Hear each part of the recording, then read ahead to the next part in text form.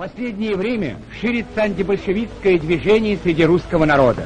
В части русской освободительной армии поступает масса заявлений с просьбой о зачислении в части РОА.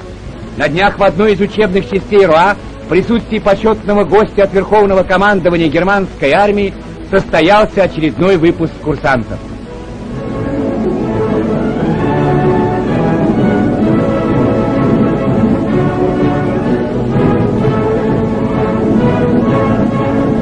Перед отправлением в часть курсанты присягали на верность Родине.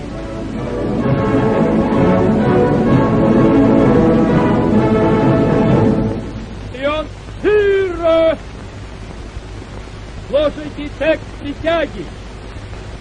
Я, верный сын моей Родины, вступая добровольно в ряды русской освободительной армии, торжественно клянусь честно бороться против большевиков за благо моей Родины.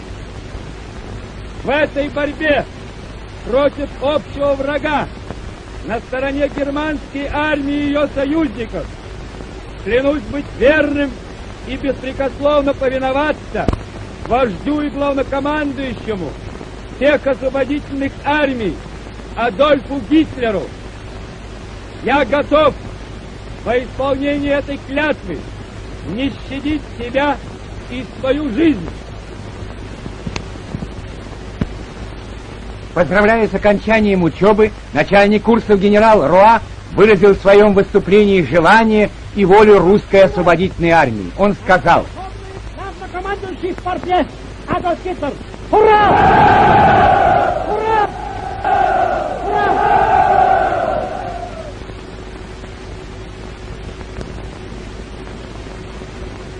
Господа, поздравляю вас с окончанием работы здесь на курсах и с переходом к новой работе. Желаю успехов. Прошу господина генерала передать генералу Кэсту, что мы, добровольцы русской освободительной армии, готовы нести нашу идею в массы, готовы на борьбу и в нужный момент с оружием в руках, готовы идти в бой на борьбу и уничтожение большевизма в союзе с немецким народом. За нерушимый союз, за победу над большевизмом! Ура!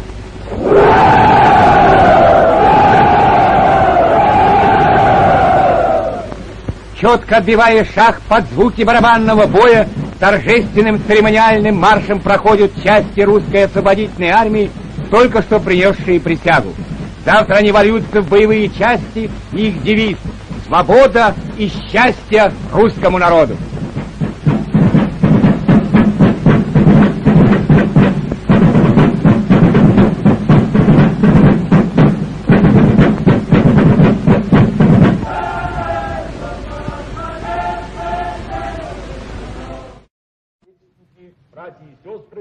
Fellow citizens, brothers and sisters living in Europe, a return to the homeland is only possible following a victory over Bolshevism.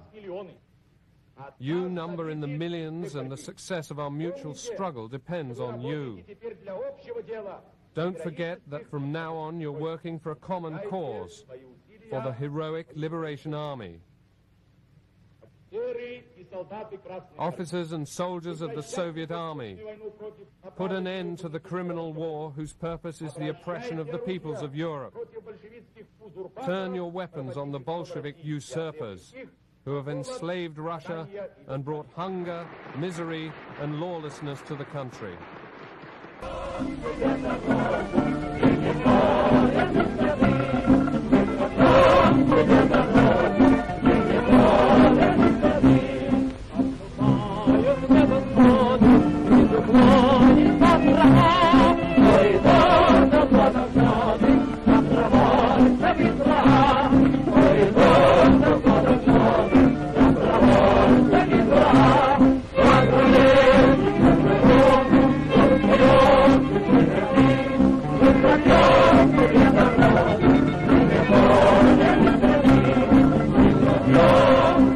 Народ мой любимый, отчизна родная, я сын твой, Я русский!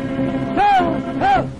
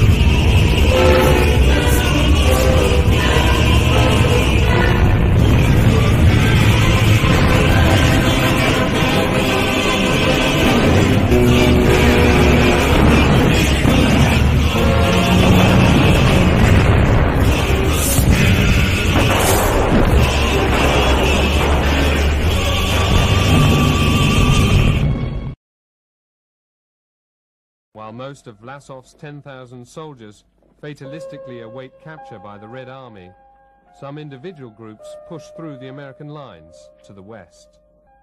The Americans refuse to grant asylum to Vlasov and his troops.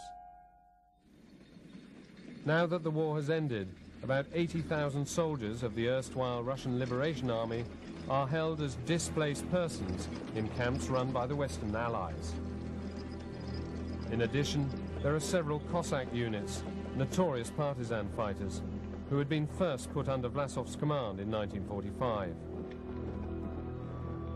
In the British internment camp at Kärnten in Austria, the soldiers hope right up to the last moment to escape being turned over to the Soviets.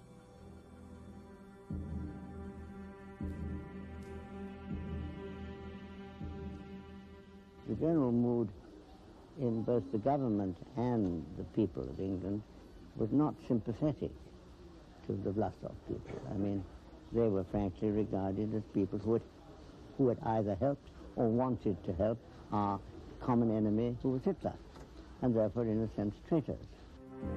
At the beginning of June, the British Army begins the handover. There are wrenching scenes. Gradually, we managed to, by brutal force really, force them out of the camp. Then they linked arms and sat on the ground and said, "We're not moving from here." So again, force had to be used. Not only soldiers are being repatriated, but also women and children. Among them, Zoe Polanska, then 15 years old. They started to pull us apart from the crowd, and it was a huge stampede where people were tramped on. Some of them died, some of them wounded. Shots were fired. We really didn't know what was happening. I saw one lady, obviously a Cossack lady. She got the traditional long black skirt on and a shawl over her head, but she got what appeared to me to be a bundle of white clothes, which she suddenly struck on the bridge, twice on the bridge, grabbed the bundle in her arms, and then jumped off the bridge into the raging river and was washed away. As we cross over the River Drau, left and right, full of people drowning, just like autumn leaves, little heads bobbing in and out. And a lot of, some lying dead already. The Cossacks decided, well, you know, we've got to go.